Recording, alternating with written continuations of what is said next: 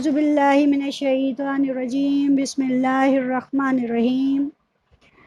अज़ीज़ तलबा व तालिबात अस्सलामु अलैकुम। अक़ीदा आखिरत का अगला हिस्सा शुरू करते हैं। सफ़ा नंबर 7, 8 और 9 को कवर करेंगे आज। अक़ीदा आखिरत नेकी की बुनियाद। लेकिन ओहो रुके, मैंने आपको पिछले सबक में कहा था कि मैं पहले आपको जो हिना फैमिली का वो वाक़या सुनाऊँगी और फिर आगे चलेंगे। चलें जी, ये मैंने मौलाना तारिक जमील की तकरीर में से हिस्सा लिया है। मौलाना तारिक जमील कहते हैं कि अल्लाह ताला के एक शख्स जोहीना ख़ानदान का, जिसका नाम भी जोहीना होगा, जब उसे अल्लाह ताला दोज़ख से निकालेगा, यानी कि हर इंसान जो गुनाह करेगा, बुराई करेगा, अगर वो अपने गुनाह के मुताबिक उसे पहले दोज़ख में डालेगा, फिर जब वो वहाँ से अपने गुनाह भुगत चुका होगा तो उनमें से जो आखिरी शख्स होगा वो जोहीना होगा। जब उसे निकालेगा तो अल्लाह ताला उसके साथ क्या सलूक करेगा। जब जोहीना फैमिली का शख्स दोज़ख के हिस्से से बाहर निकलेगा तो उसकी कमर पे अभी पीछे की तरफ आग लगी हुई होगी, यहाँ तक कि अल्लाह ताला उसे थोड़ी सी जन्नत का दीदार कराएगा और फिर उसे कहेगा कि अगर तू वादा करता है कि इससे ज़्यादा नहीं मांगेगा तो तुझे निकाल दूंगा। वो शख्स कहता है जी मेरे अल्लाह कि मुझे निकालो, यहाँ से निकालो किसी तरह। जैसे ही वो जन्नत को देखेगा तो एकदम से उसका मुंह खुल जाएगा और वो हैरान हो जाएगा और कहेगा वाओ कितनी खूबसूरत। फिर उसका दिल करेगा या अल्लाह इससे थोड़ा सा और आगे ले जा। जब अल्लाह उसको उससे आगे लेके जाएगा, यहाँ तक के 40 साल की मुसाफत तक उसके लिए कारपेट बिछा दिया जाएगा।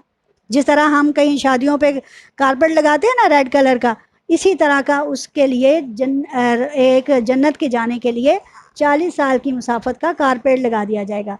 जब वो उस पर चलता हुआ वहाँ तक पहुँचेगा तो क्या होगा, एक कमरा खुला होगा जिसके अंदर एक तख्त बिछा होगा और उस तख्त पर एक बहुत बड़ी बड़ी आंखों वाली, खूबसूरत बालों वाली, खूबसूरत सी चीज़ पड़ी होगी और वो शख्स समझेगा कि ये अल्लाह का नूर है और एकदम से उसके कदमों में गिर जाएगा। लेकिन जैसे ही वो बाहर आएगा तो जैसे ही वो नीचे गिरेगा तो वो जो नूर उसको वहाँ नज़र आता है वो एक हूर की शक्ल में खड़ा हो जाएगा और उसकी इस्तकबाल करेगी और वो कहेगी मेरे आका, मेरे मौला, आपको क्या हो गया, आप यहाँ क्यों पड़ गए, आप उठिए, आप इस तख्त पर बैठिए, मैं तो आपकी ग़ुलाम हूँ। और 80,000 उस दिन उसके पास ग़ुलाम होंगे जो उसकी खिदमत पर मामूर होंगे और वो ऐसा शख्स होगा कि वो हूर जो है उसे खुद उठाकर तख्त पर बिठाएगी। तो वो आखिरी शख्स है जिसकी अगर आप कहें कि जो जन्नत में जाने के लिए इतने मर्तबे और इतना मुकाम पाएगा। और जो आखिरी शख्स जो इसके अलावा जो इसको अगर हम कह सकते हैं कि क़यामत के दिन या जहन्नुम में जो सबसे आखिरी और छोटी सी सज़ा होगी, वो आपको पता है वो क्या है? सबसे छोटी सज़ा क्या है कि उसे आग के जूते पहनाए जाएंगे और उस आग के जूते इस कदर वो गर्म होंगे कि उसके वो दिमाग को फाड़ते हुए उसके दिमाग और कानों से बाहर निकल जाएंगे। यानी कि इस कदर गर्मी और हीट उसे पहुंचाएंगे कि वो बिल्कुल ख़त्म होकर रह जाएगा। और ये मामूली और आखिरी सज़ा मैं आपको बता रही हूँ। और अगर हम दुनिया में अपने अमाल को दुरुस्त नहीं करेंगे तो फिर हम आखिरत में अच्छे सवाब के भी मुस्तहिक नहीं होंगे। इसलिए अभी भी मौका है, तौबा कर लीजिए। कबीरा गुनाह भी आपका अल्लाह माफ़ फरमाता है। तो इंशाअल्लाह जब आप तो अभी बलोगत की उम्र को आप पहुँचे हैं, इंशाअल्लाह अल्लाह ताला अगर हम अच्छे और अपने अमाल को संवारते चले जाएंगे तो ये गुनाह हमसे दूर होते चले जाएंगे। चलें इसका बाकायदा हिस्सा पढ़ते हैं। अकीदा आखिरत नेकी की बुनियाद। यानी कि जो शख्स आखिरत पर यकीन रखता है यकीनन वो नेकी की बुनियाद डालता है। उनमें से कुछ वो लोग हैं कि जो कहते हैं कि अगर हम माल खर्च करेंगे तो उससे हमारी दौलत घट जाएगी, और कुछ लोग वो हैं कि जो कहेंगे अगर हम अपने माल खर्च करते हैं तो अल्लाह ताला हमें उसके मुकाबले में आखिरत के माल और अजर देगा। तो इस्लाम कहता है कि सच बोलो और झूठ से परहेज़ करो, ख़ास सच्चाई में कितना ही नुकसान और झूठ में कितना ही फ़ायदा हो। वो जवाब देता है कि मैं ऐसी सच्चाई को लेकर क्या करूं जिससे मुझे नुकसान हो और फ़ायदा कुछ ना हो, और ऐसे झूठ से परहेज़ क्यों करूं जो फ़ायदा मंद हो और जिसमें बदनामी भी ना हो। ये तमाम रवैये उस शख्स के हैं जो अकीदा आखिरत को मानता ही नहीं। और अगर इसके बरअक्स आप देखें कि वो शख्स जो अकीदा आखिरत को मानता है वो क्या करेगा, वो इनके मुकाबले में अच्छाई और नेक अमल करता चला जाएगा। وہ سچائی پر رہے گا، ایماندار ہوگا، وعدہ پورا کرنے والا ہوگا، کسی طرح کا لوگوں کو ایذا اور تکلیف نہیں پہنچائے گا، اور اس طرح وہ اپنے اعمال کو درست کر لے گا۔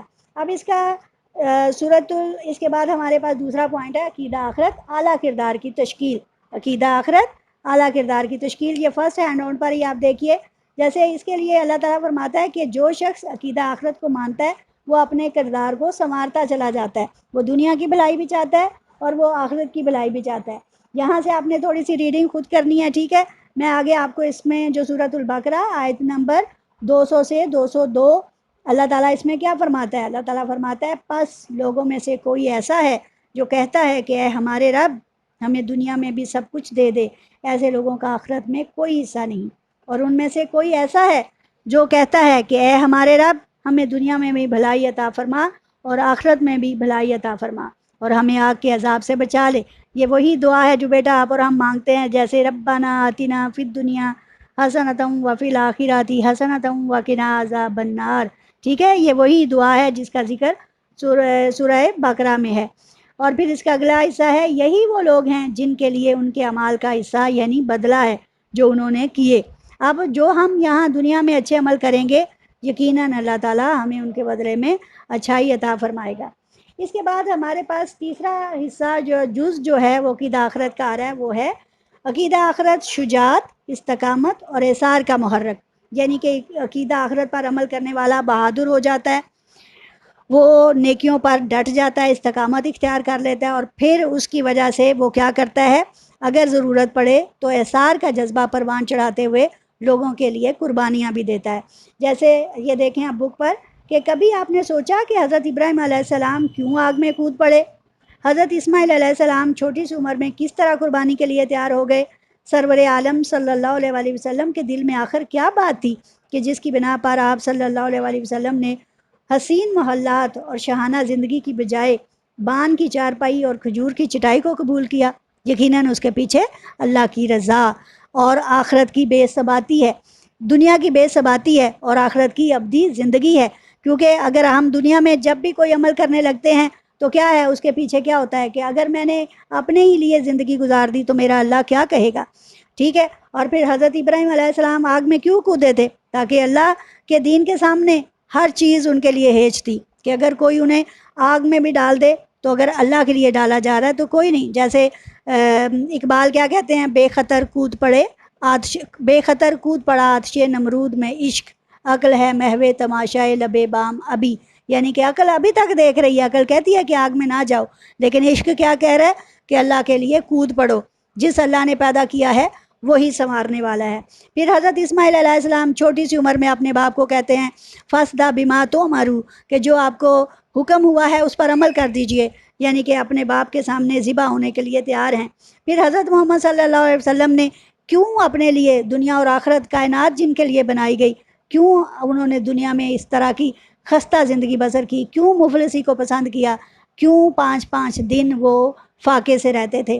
اس کے پیچھے یقیناً اللہ تعالیٰ کی خوشی تھی، اللہ کی رضا تھی کہ اگر مجھے تکلیف بھی اٹھانی پڑے گی تو میں اپنے اللہ کے لیے اٹھاؤں گا۔ اب اگلا جو ٹاپک ہمارے پاس اس میں سامنے آ رہا ہے وہ ہے کہ انصاف کہاں؟ اطمینان بخش جواب ہمیں ہماری کتاب ہی سے مل جاتا ہے۔ اس میں دیکھیں کہ اس دنیا میں بہت سے لوگ ایسے ہیں جو دولت کے نشے میں چور ہیں، غرور و تکبر میں مبتلا ہیں، انسانوں پر ظلم ڈھاتے ہیں، لوگوں کا حق مارتے ہیں، حتیٰ کہ یتیموں اور بیواؤں تک کے مال و جائیداد ہڑپ کر جاتے ہیں۔ دوسری جانب وہ لوگ ہیں کہ جو نہ تو لوگوں کا حق مارتے ہیں، نہ ہی کسی سے زیادتی کرتے ہیں، بلکہ بھوکے پیاسے رہ کر دوسرے لوگوں کو آرام پہنچاتے ہیں۔ ان کا صلہ کہاں ہے؟ ایک مومن کے پاس اس کا یقینی جواب یہ ہے کہ آخرت کے گھر میں جو کہ ابدی ہے۔ اس کے بعد ہمارے پاس اگلا پوائنٹ ہے کہ عقیدہ آخرت سچا سہارا اور امید کی کرن۔ یقیناً اگر ہم صرف یہی دنیا ہوتی تو ہم دنیا میں صرف ہر وقت برے ہی عمل کرتے، کیونکہ ہم سمجھتے ہم نے آنا ہے اور چلے جانا ہے۔ آپ اس میں دیکھ لیں کہ ہمارے ہمسایہ ملک ہندو کو دیکھ لیں کہ وہ دنیا میں آ کر اپنے مردوں کو جلا دیتے ہیں اور کہتے ہیں آخرت کچھ نہیں، کہ انسان نے اسی دنیا میں آنا ہے، اپنا حصہ اس نے کھانا پینا ہے اور اس کا کوئی حساب کتاب نہیں، اور اسے جلا کر راکھ کر دیا جاتا ہے کہ کیسے کوئی اس کو دوبارہ اکٹھا کرے گا اور ہمارا حساب کتاب ہوگا۔ لیکن مسلمان جانتا ہے کہ چاہے दरियाओं में, समुद्रों की तहों में, कहीं पे भी उसके जिस्म के अज़रा हैं। अल्लाह ताला जिस दिन उसको कुन कह देगा, सूर फूंक दिया जाएगा तो हर चीज़ खुद ब खुद इकट्ठी होना शुरू हो जाएगी और अल्लाह के सामने बाकायदा वजूद में आ जाएगी। फिर उस दिन बाकायदा मुशरिकों से, मुनाफिकों से, मुजरमों से उनका हिसाब किताब होगा, और मुसलमानों को जिन्होंने अल्लाह पर ईमान रखा होगा यकीनन उन्हें माफ़ कर दिया जाएगा।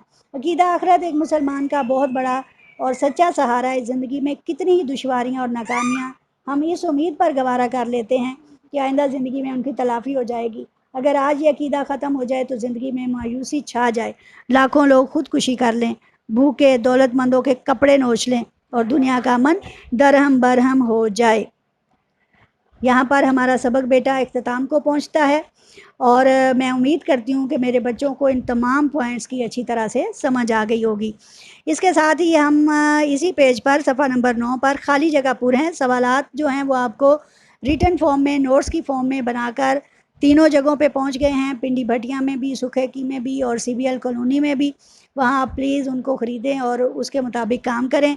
इसके आप क्वेश्चन आंसर जो हैं वो अपनी नोटबुक पर लिखिए, और जो इसकी खाली जगह पूरा है मैं आपको उनके अल्फाज दिए देती हूँ, बल्कि साथ ही चलें इसको पूरा कर लेते हैं। वो हैं जी, खाली जगह पुर के ख़ास अल्फाज क्या हैं। नंबर 1, दूसरी ज़िंदगी में जिस दिन सब लोग अल्लाह के सामने हाजिर होंगे उसे डैश कहते हैं। क्या कहते हैं? हशर। उसे क्या कहते हैं? हशर। दूसरी है, नामा अमाल में इंसान के छोटे बड़े तमाम आमाल दर्ज होंगे। डैश की जगह क्या आएगा? आमाल। तीसरा है, जिस अल्लाह ने इंसान और कायनात को पहली दफ़ा पैदा किया उसके लिए डैश मर्तबा पैदा करना ज़्यादा आसान है। डैश मर्तबा से क्या मुराद है? दूसरी मर्तबा। उसके बाद है, आखिरत की जवाबदही का एहसास इंसान को जुल्म और बुराई से रोकने का बेहतरीन डैश है, बेहतरीन ज़रिया है। और नंबर 5 है, अक़ीदा आखिरत एक मुसलमान का बहुत बड़ा और सच्चा सहारा है। डैश पे क्या आएगा? सहारा। तो आपकी खाली जगह पुर भी आज मुकम्मल हुई।